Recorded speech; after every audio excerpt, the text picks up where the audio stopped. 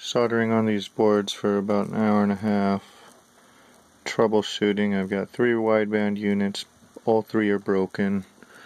In fact, sacrificed enough pieces to make one that works. So let's do a air calibration test. It self-calibrates on its own, so we'll come to the variable power supply and power off. We'll power it on live, 12 volts.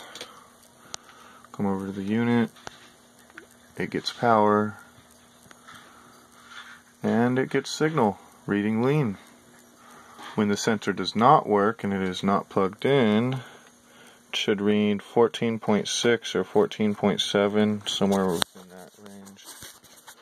Be very careful pulling this apart. Boom, disconnected. Unit disconnected from the wideband. You see right there. And bam, it dropped to the median of, come on.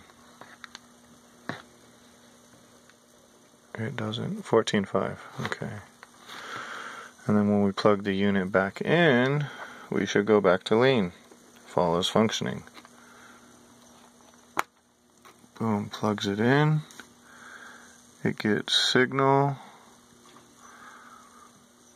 bouncing around, and it should lean out. Should go all the way to lean after calibration. Sensor calibrates. Takes a while. Team AutoZone for the win.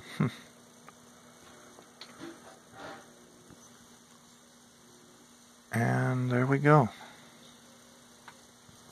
System is working.